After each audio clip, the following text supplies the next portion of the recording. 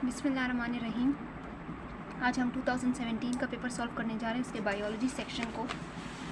So question number 71, a student studied a drop of pond water with a low power of compound microscope and made the following exact drying of an organism she observed. यानी एक बच्ची ने microscope में देखा, ठीक है, compound microscope में, और एग्जैक्ट जो उसने ऑब्ज़र्व किया, ठीक है, वो उसने स्लाइड में जो भी देखा माइक्रोस्कोप में वो उसने ड्रॉ कर दिया। अब इस पिक्चर को देखकर हमें पता लगाना है कि क्वेश्चन नंबर 71 है कि in which kingdom is the organism classify, ठीक है, यानी इनमें से कौन से किंगडम का ये ऑर्गेनिज्म है। एक तो ऐसे सवाल कर देखकर ना घबराया मत किया करें, घबराना नहीं है, ठीक है। ये पिछले के अगर आपने पेपर आपने नोट किया हो तो 2001 से लेकर जो हम कर रहे हैं अभी तक, आई थिंक सो 2009 तक हमने कर लिए हैं, वो सारे आपको ऐसे लगेंगे एक ही लाइन के क्वेश्चंस थे और जस्ट आंसर देना था।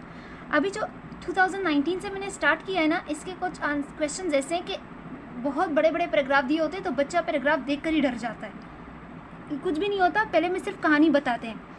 इन which kingdom is the organism classify, यानी हमें इसको देखकर बताना है कि ये कौन सा ऑर्गेनिज्म से बिलोंग करता है। अब तो मुझे ये तुम लोग खुद बताओ कि बारियोफाइटा से ये क्यों बिलोंग करेगा। आपको नहीं लगता ये प्लांट्स के लिए होता है?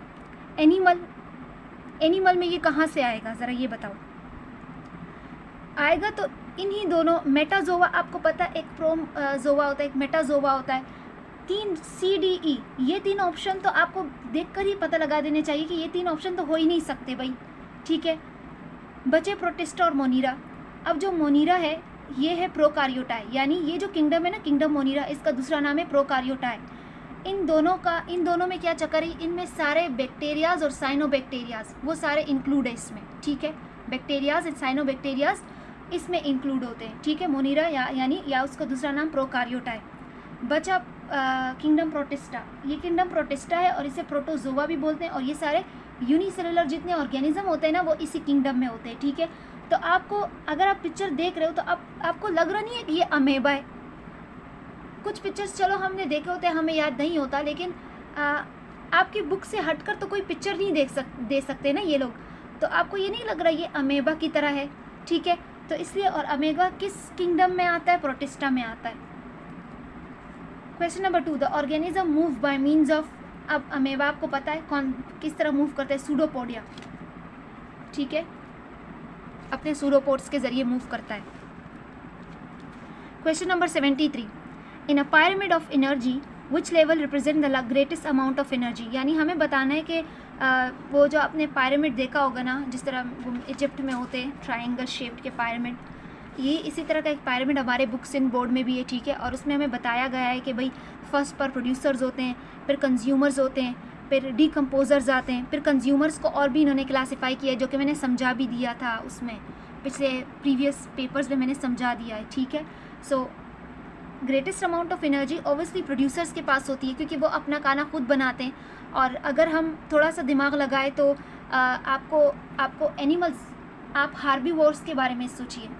हार्बीवोर्स यानी एलिफेंट्स, काव, गोट, जितने भी हार्बीवोर्स हैं इनके पास बहुत ज़्यादा एनर्जी होती है, और ये खाते भी क्या है, ये प्लांट्स ही खाते हैं, ठीक है। एंड प्रोड्यूसर्स प्लांट्स, यहाँ पे हार्बीवोर्स की बात नहीं हो रही, मैं आपको जस्ट वो एक एक्सप्लेन करने के लिए बता रही हूँ, ठीक है। Greatest amount of energy producers के पास होती है, यानी प्लांट्स के पास होती है। Question number 74, the phenomena known as crossing over occurs during. ये जो क्रॉसिंग ओवर ये सिर्फ मियोसिस में होती है, और इसी क्रॉसिंग ओवर के तहत हम ये जो हम थोड़ा हमें ना वो आता है कि थोड़ा डिफरेंस आ जाता है हमें अपने पेरेंट्स से। हम एग्जैक्टली अपने पेरेंट्स की तरह नहीं होते। कुछ बच्चे अपने उनके ग्रैंड पेरेंट्स की तरह होते हैं, कुछ अपने पेरेंट्स की तरह, तो कुछ उनके रिलेटिव्स की तरह होते हैं, उनके पेरेंट्स के रिलेटिव्स की तरह होते हैं। तो ये इसी क्रॉसिंग ओवर की वजह से होता है, और ये सिर्फ मियोसिस में होता है, ठीक है। अब हम आते हैं क्वेश्चन नंबर 75 पर। क्वेश्चन नंबर 75 है, the following sequence events occur at the neuromuscular junction. Neuromuscular junction मैंने पहले ही पिछली वीडियोज़ में बता दिया था कि एक साइनेप्स होता है, एक जॉइंट है, एक साइनेप्स है, और एक न्यूरोमस्कुलर जंक्शन है, ठीक है। तो न्यूरोमस्कुलर जंक्शन भी is a kind of synapse है, ठीक है, is a kind of synapse है। और साइनेप्स क्या है, जंक्शन बिटवीन टू न्यूरॉन्स। लेकिन ये जो न्यूरोमस्कुलर जंक्शन होता है ये बिटवीन टू न्यूरॉन्स नहीं होता, ये एक न्यूरॉन होता है और दूसरा मसल फाइबर होता है, ठीक है। क्वेश्चन क्या है, नर्व इम्पल्स आया, उसने रिलीज ऑफ वी कोई सब्सटेंस है उसको रिलीज़ करवाया, ठीक है। फिर एंड प्लेट पोटेंशियल जनरेट हुआ एंड उसने दूसरी चीज़ प्रोड्यूस करवाई मसल फाइबर में। फिर एक्स रिलीज़ हुआ सार्कोप्लाज्मिक रेटिकुलम से, फिर फॉर्मेशन ऑफ वाई हुआ, फिर मसल कॉन्ट्रैक्शन हुआ। तो हमें VWXY जो यहाँ पे दिया गया है उसको बताने कि ये असल में क्या क्या चीज़ें हैं, ठीक है। सो नर्व इम्पल्स जनरेट हुआ तो भाई एसिटाइल कोलिन रिलीज़ होना चाहिए, ठीक है। तो एसिटाइल कोलिन वी में 2 जगहों पर एसिटाइल कोलिन है, ठीक है।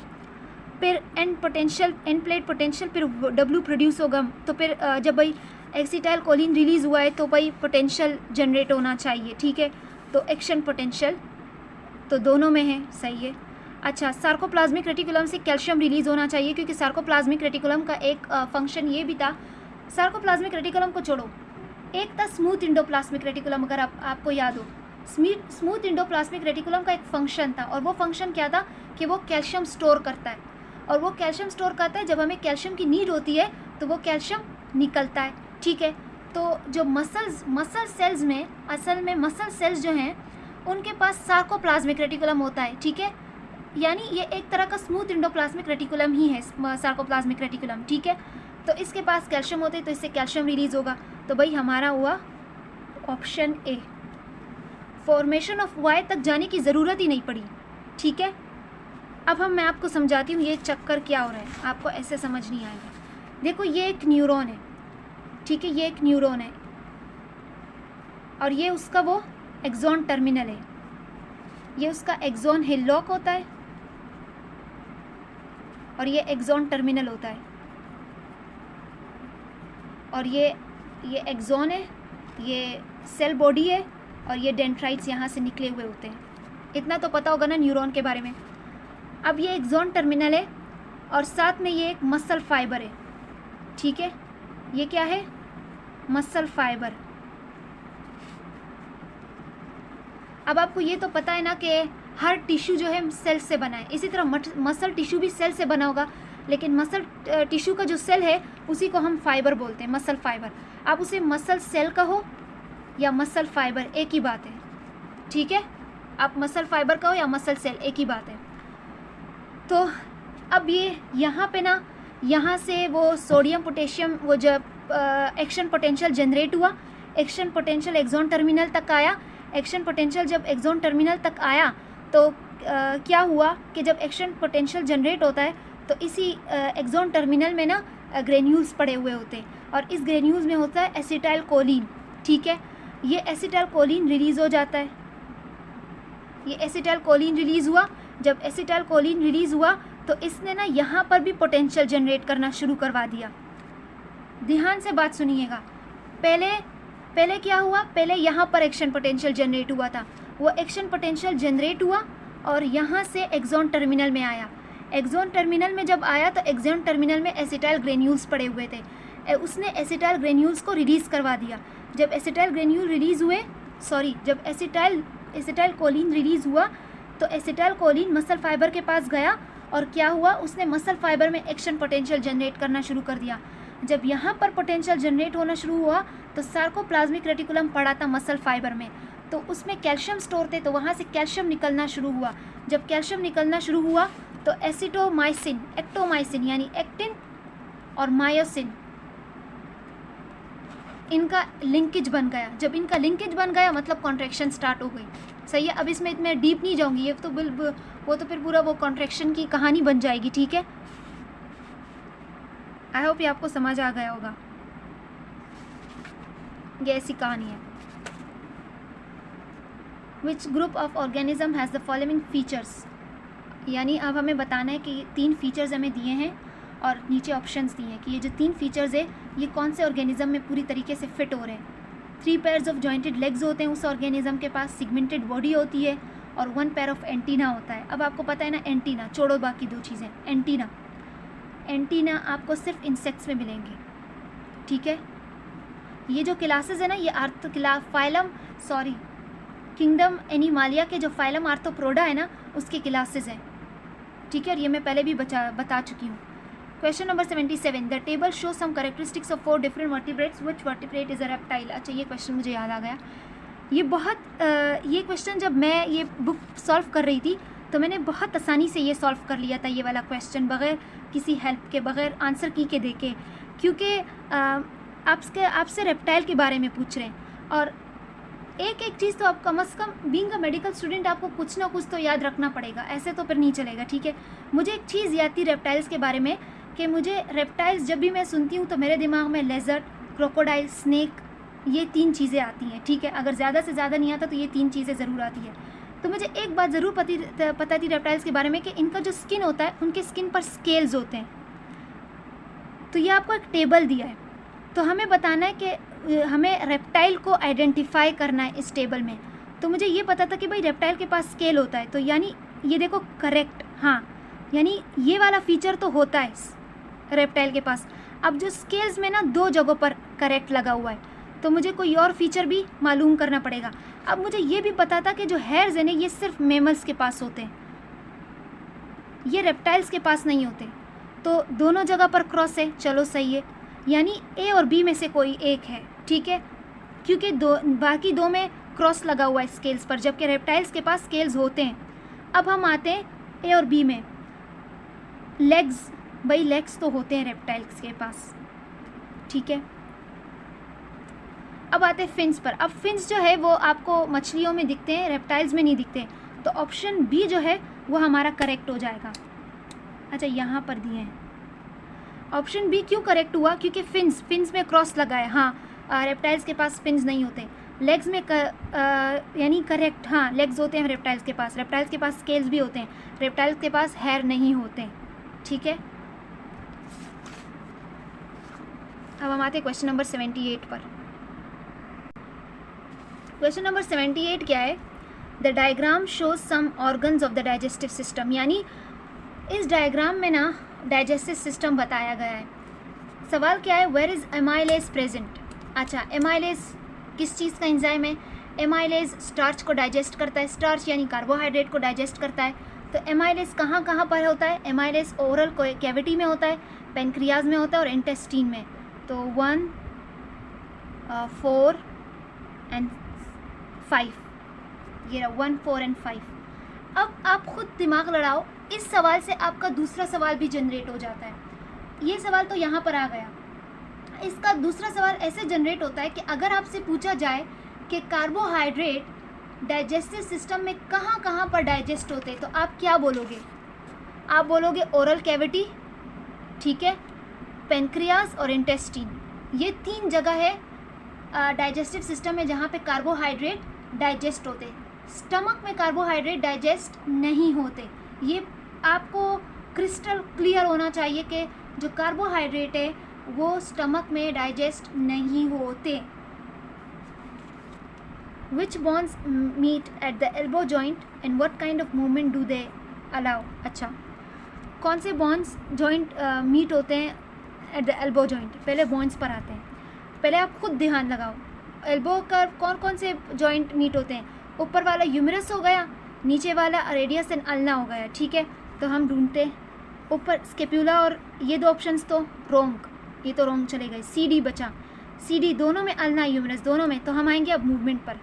अब sliding and back of fourth, आप खुद मूवमेंट करो ना। एल्बो जॉइंट पर कौन सा मूवमेंट हो रहा है? बैक एंड फोर्थ वाला, यानी इसे आप बैक एंड फोर्थ इसका आंसर है, ठीक है, यानी अल्ना एंड ह्यूमरस से बैक एंड फोर्थ होता है। अच्छा, अभी तो आप बैक एंड फोर्थ बोल रहे हो, लेकिन जब आप MBBS में आते हो तो यही जो बैक एंड फोर्थ मोशन है, इसे हम बोलते हैं फ्लेक्शन एंड एक्सटेंशन, ठीक है।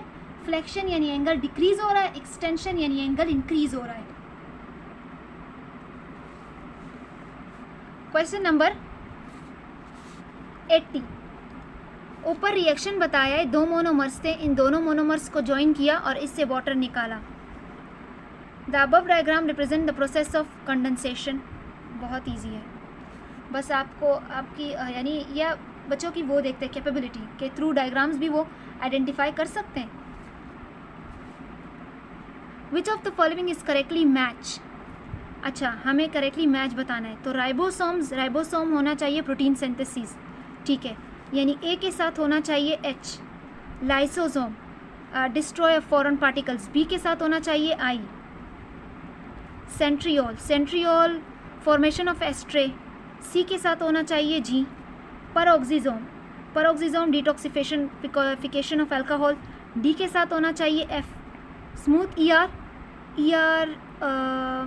ये convert cholesterol into vitamin D in skin, smooth endoplasmic reticulum, ठीक है, ये बन गई आपकी। तो अब इसी वाली हम ढूंढते हैं, ठीक है, ए तो नहीं है, AHBIC, ये रहा DF, बी मिल गया। अब यहाँ पर ना मुझे आप लोग को एक बात समझानी थी, एस्ट्रल रे, और तो आपको समझ आ गया होगा कि भाई राइबोसोम, ये सेंट्रियोल फॉर्मेशन ऑफ एस्ट्रल रे ये क्या है, ये कौन सी कहानी है जो बच्चों को समझ नहीं आती, ये समझना बहुत ज़रूरी है। पहले तो आपको सेंट्रोसोम पता होना चाहिए। सेंट्रोसोम का दूसरा नाम है microtubule organising centre, clear. Centrosome is the region, centrosome एक रीजन है, एक जगह है where most of the microtubules of the cell are formed, ठीक है। मैं यहाँ पर पिक भी दूंगी, ठीक है, मैं तस्वीरें भी दूंगी इसी एस्ट्रल रे से रिलेटेड, ठीक है। तो पहले हम ये पढ़ लेते हैं, फिर हम देखते हैं। Centrosome is the region where most of the microtubules of the cell are formed, ठीक है, यानी सेंट्रोसोम सेल में वो एक जगह है जहाँ पर माइक्रोट्यूब्यूल्स बनते हैं। It consist of centriole surrounded by dense pericentriolar material, ठीक है, क्लियर हो गई। यानी अगर ये आपका सेल है, ठीक है, ये सेल है, तो इस सेल में इस जगह में अगर सेंट्रियोल्स पड़े हुए हैं और एक मटीरियल जो पेरीसेंट्रियोलर मटीरियल है, यहाँ पर सेंट्रियोल और वो पेरीऑर्टियल सेंट्रियल मटीरियल पड़ा हुआ है और इससे एक मेम्ब्रेन बाउंड है, तो इस जगह को हम बोलेंगे सेंट्रोसोम, ठीक है। इस सारे मटीरियल को हम क्या बोलेंगे, सेंट्रोसोम, क्लियर हो गया। और अगर हमसे कोई पूछे कि सेंट्रोसोम क्या है, तो हम कहेंगे centrosome consist of centriole pericentriolar material and it is the region where centriole present, ठीक है। तो सेंट्रोसोम एक रीजन है, एक समझो एक डब्बा है जहाँ पे सारे सेंट्रियोल्स, सारे माइक्रोट्यूब्यूल्स पड़े हुए हैं। अब सेंट्रियोल्स क्या है, centriole made up of 9 sets of short microtubules triplets arrange in a cylinder, ठीक है। अब सेंट्रियोल क्या चीज़ है, centriole for example triplets arrange है, ट्रिपलेट्स यानी तीन चीज़ें अरेंज है। आपने देखा भी होगा, इसकी पिक्चर मैं आपको दिखा भी देती हूँ, ये इस तरह के फॉर्म में अरेंज होते हैं, सिलेंड्रिकल के फॉर्म में, और ट्रिपलेट्स होते हैं, ठीक है। मेरी अब तस्वीर सही नहीं बन रही, सही है। और माइक्रोट्यूब्यूल्स के फॉर्म में अरेंज होते हैं। ये देखो, ये माइक्रोट्यूब्यूल्स यानी सेंट्रियोल्स ऐसे ट्रिपलेट्स के फॉर्म में, ये ट्रिपलेट्स के फॉर्म में अरेंज होते हैं और 9 ट्रिपलेट्स बने हुए होते हैं, ठीक है। इस तरह ये देखो, 1 माइक्रोट्यूब्यूल ट्रिपलेट्स, ठीक है, और इसी तरह 9 माइक्रोट्यूब्यूल्स एक साथ हुए होते हैं। अगर हम गिने तो 1 2 3 4 5 6 7 8, ठीक है, 9, इस तरह 9 के फॉर्म में ये जनरेट हुए होते हैं। पूरा एक made up of 9 sets of short microtubule triplets arrange in a cylinder. अब इसका फंक्शन क्या है, इसका फंक्शन है इज टू प्रोड्यूस सीलिया। अच्छा, सीलिया का काम क्या होता है, मूवमेंट का। सीलिया का क्या काम होता है, मूवमेंट का, during interphase and aster and the spindle during cell division. Now I am discussing astral and spindle. वो क्या था कि क्या बोला था कि सेंट्रियोल एस्टर और स्पिंडल बनाते हैं, ठीक है। अब what is the difference between aster and spindle, ये आपका सेल है। अगर आप अपने बुक को पढ़िए, सिंध बोर्ड की बुक भी आप पढ़ लेंगे ना सही तरीके से, तो आपको समझ आने लगेगी। ये माइटोकॉन्ड्रिया, ये रफ एंडोप्लाज्मिक रेटिकुलम है, ये न्यूक्लियस है, ठीक है। ये माइटोकॉन्ड्रिया था, ये रफ एंडोप्लाज्मिक रेटिकुलम था, ये न्यूक्लियस है, और ये आपका सेंट्रियोल। ये सेंट्रियोल है, ठीक है। ये पूरा आपको फॉर एग्जांपल इस पूरी चीज़ को हम बोलेंगे सेंट्रोसोम। फिर इसके अंदर सेंट्रियोल्स हैं और ये इससे एस्टर्स निकले हुए हैं। ये जो एस्टर्स हैं, ये एस्टर्स हैं, ठीक है। एस्ट्रल रेज निकले हुए हैं, इतने ज़्यादा एस्ट्रल रेज निकले हुए हैं, ठीक है।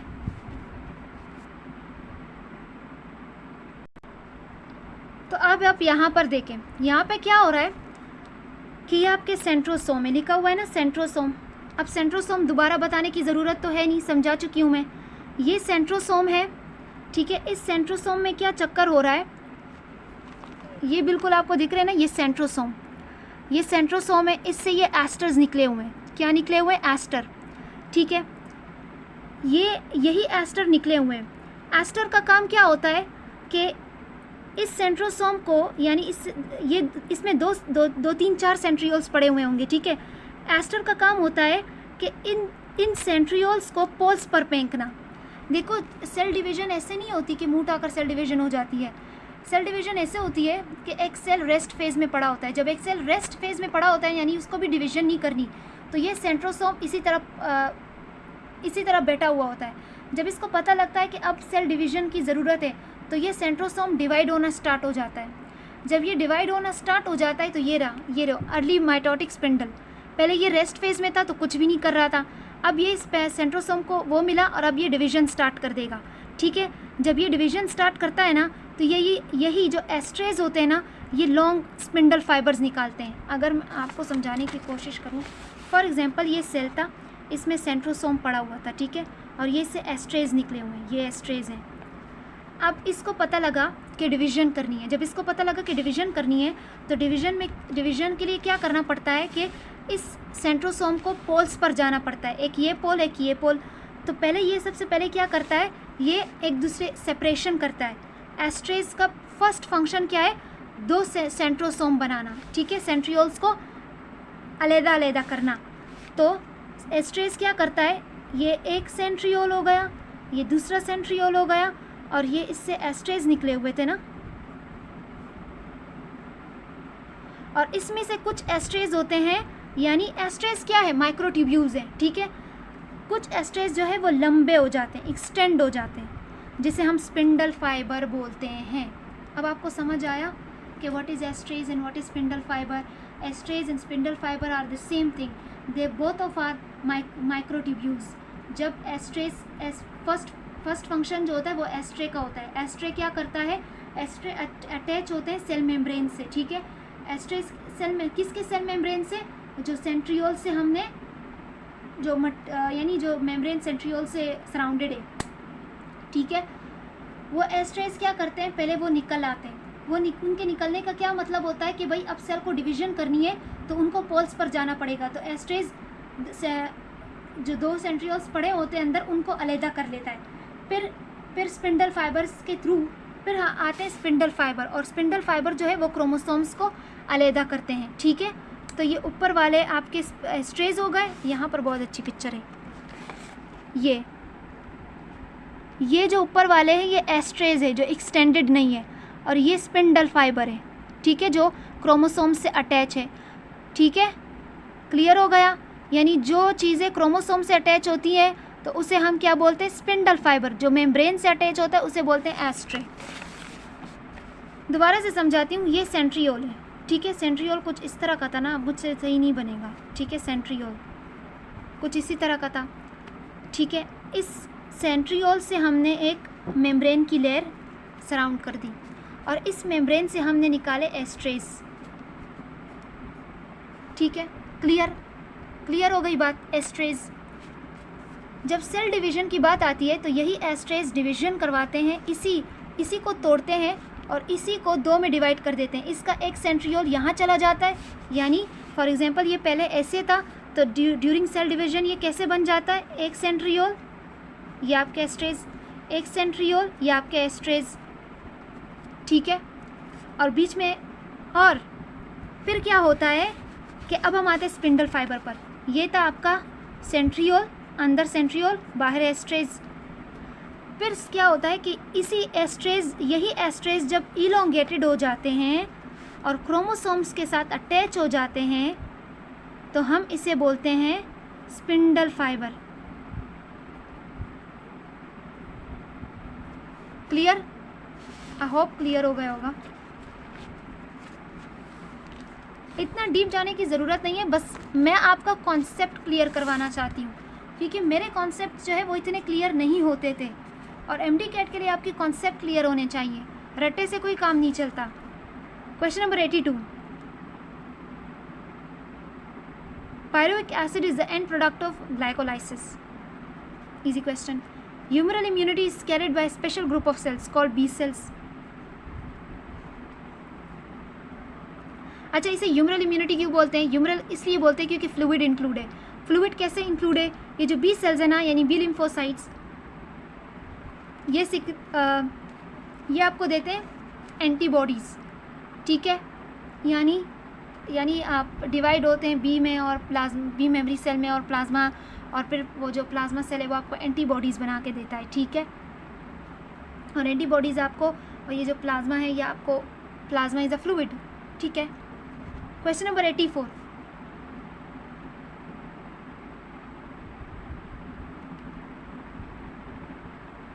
Question number 84.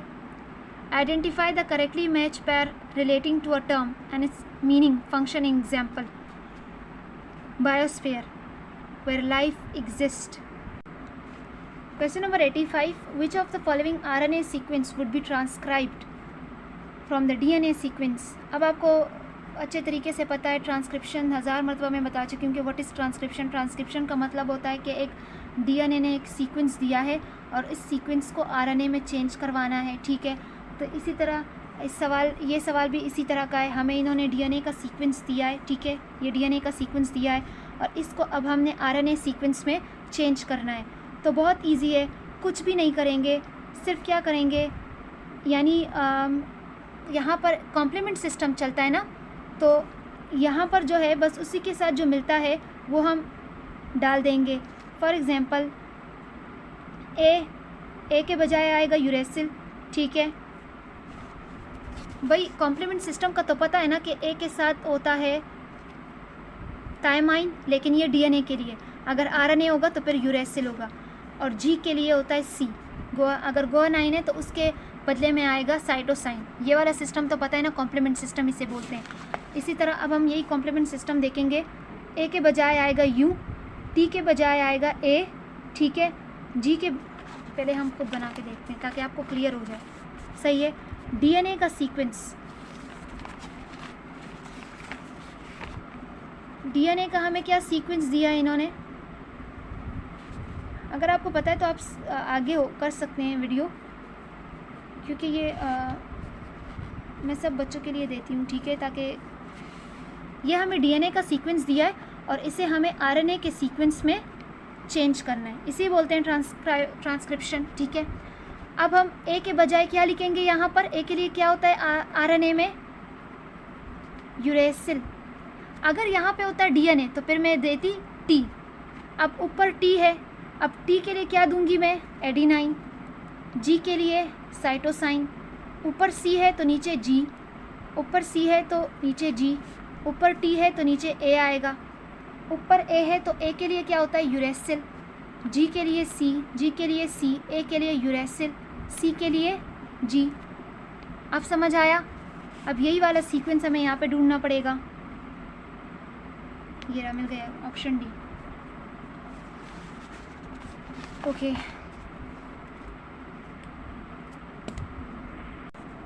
अच्छा, human cell maintain concentration gradient across their plasma membrane, ठीक है। पहली लाइन में क्या बोला कि ह्यूमन सेल है, उसने कॉन्सेंट्रेशन ग्रेडियंट मेंटेन किया है across their plasma membrane. Concentration gradient यानी आपके किसी आइंस का भी कॉन्सेंट्रेशन, ठीक है, such that there is a high concentration sodium concentration outside the cell and high potassium concentration inside the cell. अच्छा, पहली बात तो आपको ये पता होनी चाहिए कि नॉर्मली मैंने वो याद किया था,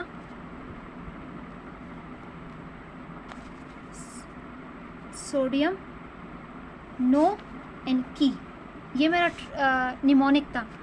एन की एन से मुराद Na यानी सोडियम, के से मुराद पोटेशियम, आई से मुराद इनसाइड, ओ से मुराद आउटसाइड।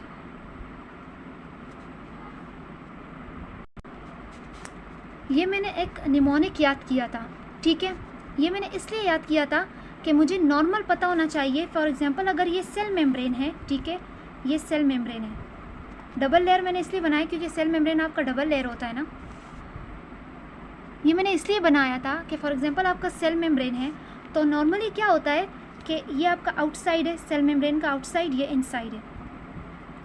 नॉर्मली क्या होता है, सोडियम आउटसाइड ज़्यादा होता है और पोटेशियम इनसाइड ज़्यादा होता है। ठीक है, क्लियर? तो ये मैंने खुद के लिए याद किया था कि नोकी, आप इसे नोकिया भी बना सकते हो। ठीक है, यानी आप नोकिया से याद रखो भाई, नोकिया NO मतलब सोडियम आउटसाइड ज़्यादा होता है, की मतलब पोटेशियम इनसाइड ज़्यादा होता है। ये मैंने खुद के लिए याद किया था, अभी तक याद है। 12 से ट्रिक बनाई थी और अभी तक याद है, और बहुत काम की चीज़ें ये। अब आपको पता हो गया ना कि सोडियम बाहर ज़्यादा है, पोटेशियम इनसाइड ज़्यादा है। इतना क्लियर हो गया आपको? अब क्या चक्कर है, मसला ये है कि एक्शन पोटेंशियल जो है ना, एक्शन पोटेंशियल या रेस्टिंग मेम्ब्रेन पोटेंशियल, दोनों जो पोटेंशियल हैं वो आपके तब जनरेट होते हैं। ठीक है, ये जो एक्शन रेस्टिंग का छोड़ो, आप कंफ्यूज हो जाओगे।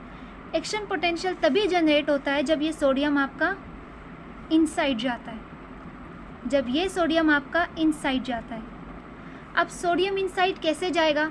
इजी है भाई, सोडियम का इनसाइड जाना डिफ्यूजन के थ्रू चला जाएगा ना। डिफ्यूजन क्या होता है? High concentration to low concentration, बाहर उसका कॉन्सेंट्रेशन ज़्यादा है, अंदर कम है, तो high concentration to lower concentration. लेकिन एक मसला है, आपके सेल मेम्ब्रेन का ना एक मसला है, और वो मसला क्या है कि वो large molecules, polar large molecules और आइंस, इनको अलाउड नहीं करता आसानी से। ये जो चीज़ें ना, ये सेल मेम्ब्रेन से नॉर्मली तौर पर अंदर नहीं जा सकती, तो इनके लिए सेल मेम्ब्रेन ने एक ट्रांस मेम्ब्रेन प्रोटीन्स बनाए हुए, यानी एक गेट्स बनाए हुए, चैनल्स बनाई हुई। तो ये जो सोडियम है ना, ये डिफ्यूजन के थ्रू ही अंदर जाता है, लेकिन फैसिलिटेड डिफ्यूजन के थ्रू जाता है। फैसिलिटेड मतलब इस ट्रांस मेम्ब्रेन प्रोटीन्स यानी इस चैनल यानी गेट्स का इस्तेमाल करके अंदर चला जाता है, लेकिन होती डिफ्यूजन ही है, क्योंकि आउटसाइड वो ज़्यादा है और इनसाइड वो कम है।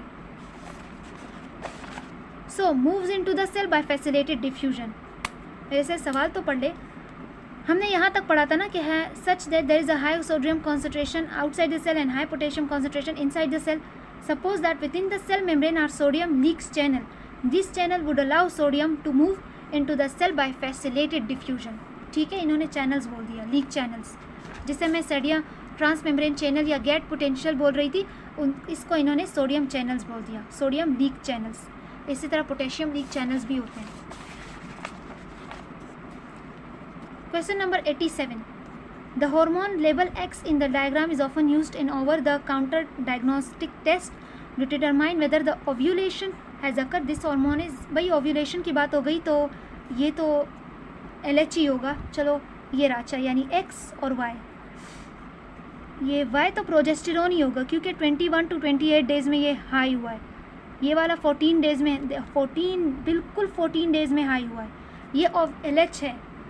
अच्छा, ये तो बहुत इजी है ना, ये तो हम बार बार पढ़ते हैं कि ओव्यूलेशन तब होती है जब आपका LH का hormone, surge of LH hormone, जिसे सर्ज ऑफ LH हार्मोन भी बोलते हैं, या जब आपका LH हार्मोन बहुत ज़्यादा, जब उसकी पीक पर निकलता है ना, जब LH हार्मोन बहुत ज़्यादा निकलता है तो फिर ओव्यूलेशन होती है। और ओव्यूलेशन आपको पता है डे 14 पर होती है। अगर आप देख भी सकते हो इस हार्मोन की ये जो ग्राफ बनाया गया है, ये जो हार्मोन बनाया गया है, यानी जो लाइन ड्रॉ की गई है इस हार्मोन के लिए, वो 14 डे पर ही पीक पर गई है, यानी ओव्यूलेशन ही हो रही है। अच्छा, based on the peak level of hormone X on what day of the cycle is ovulation most likely to occur? Day 14 obviously, वो मैंने पीछे ही बता दिया। The hormone level Y in the diagram is, दोबारा देखो इसी सवाल से रिलेटेड, वाई मैंने पहले ही बता दिया था, इट इज़ प्रोजेस्टेरोन। कहाँ पर है प्रोजेस्टेरोन? दो जगहों पर है। Secreted by corpus luteum after ovulation as occur, secreted by ovary नहीं, कॉर्पस ल्यूटम। मैंने आपको बताया था ना, कॉर्पस ल्यूटम जो है वो आपके लिए एज अ ग्लैंड की तरह फिर काम करता है। कॉर्पस ल्यूटम से आपका जो है प्रोजेस्टेरोन भी सिक्रीट होते हैं, एस्ट्रोजन भी सिक्रीट होते हैं। ठीक है, question number 90. Which of the following statement are correct regarding a nucleus? Store waste and other substances, wrong. Contain genetic material, right. Help in a cellular transport, wrong. Control center of the cell, सही। 2 और 4 जो points है ये सही है nucleus के बारे में। Question number 91, when the tuft of flagella are present at both the ends in the structure of bacteria cell then the condition is known as. मैं यहाँ पर एक पिक दे रही हूँगी फेडरल बोर्ड की, प्लीज़ इस फेडरल बोर्ड की पिक्स जो मैं दे रही हूँ तस्वीरें, इसे सेव कीजिए, ठीक है, बहुत ज़रूरी है, इसे सेव कीजिए।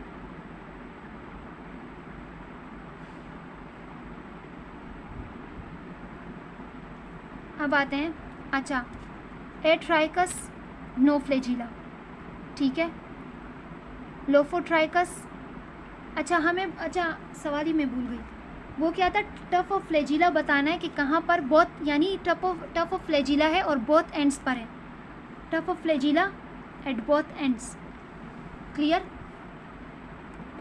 तो अब यहाँ पर देखते हैं, एक है एट्राइकस यानी नो फ्लैजिला, फ्लैजिला है ही नहीं, फिर है लोफोट्राइकस यानी एट वन एंड, ट्रफ ऑफ फ्लैजिला तो है लेकिन वन एंड पर है, पेरीट्राइकस इंटायर सेल से सराउंडेड है, एम्फीट्राइकस, अच्छा ट्रफ of flagella both ends, amphitrichous, bitrichous, bi मतलब टू, ट्राइकस मतलब फ्लैजिला, यानी ऐसा बैक्टीरिया कि जिसके पास सिर्फ 2 फ्लैजिला हो, ठीक है।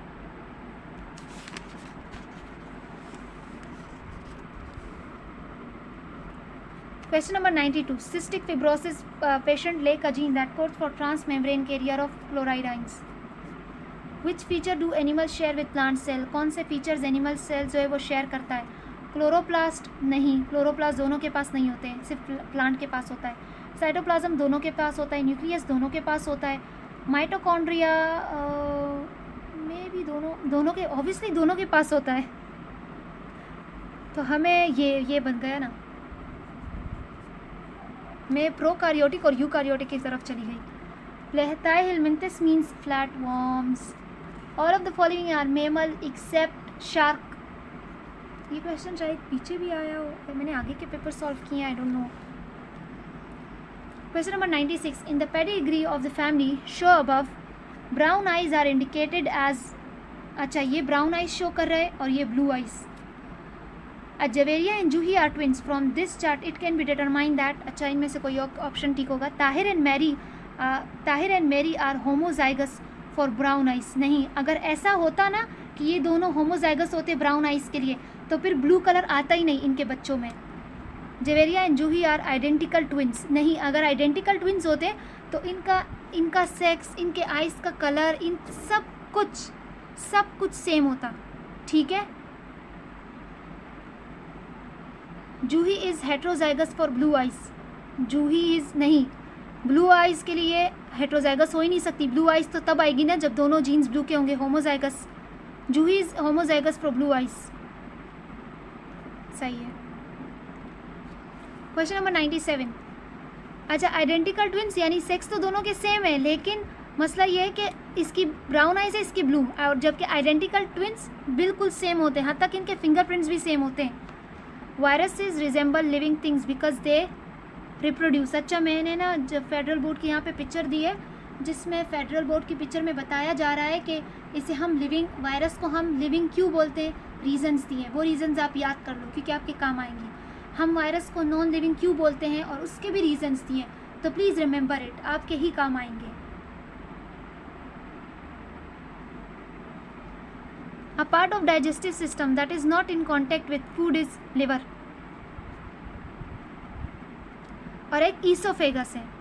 ईसोफेगस का चक्कर ये है कि ये इसका कांटेक्ट होता है फूड के साथ, ठीक है, इसका कांटेक्ट होता है फूड के साथ, लेकिन ईसोफेगस कोई फंक्शन नहीं करता, कोई डाइजेशन में हेल्प नहीं करवाता। और लिवर जो है, लिवर हेल्प करवाता है डाइजेशन में, लेकिन कांटेक्ट नहीं होता उसका फूड के साथ। All of the following protect the body against entrance of germs except tears, ये प्रोटेक्शन करवाता है, म्यूकस भी करवाता है, सीरिएटेड सेल्स भी करवाते हैं। रेड ब्लड आरबीसी का कोई काम नहीं है। द अबव डायग्राम इलस्ट्रेट, अच्छा अबव डायग्राम में क्या बता रहा है भाई, क्या बता रहा है, हेमोफीलिया, फिनाइलकोटिनीरिया, भाई देखते हैं, ये रहा गया, मिल गया। देखो 21 के पास क्या है, हर देखो सब क्रोमोसोम्स दो क्रोमोसोम्स पड़े हुए हैं, ठीक है, सही है। यहाँ पे एक यहाँ पे 3 पड़े हुए हैं, तो ये हो गया डाउन सिंड्रोम, क्योंकि आपको मैंने बताया था ना डाउन सिंड्रोम इस ट्राइसोमी, एक एक्स्ट्रा क्रोमोसोम होता है इनमें। कंप्लीट हो गया, मैं इसकी पिक्चर्स दे दूँगी। Please subscribe share and subscribe my channel, ठीक है, और तैयारी कीजिए।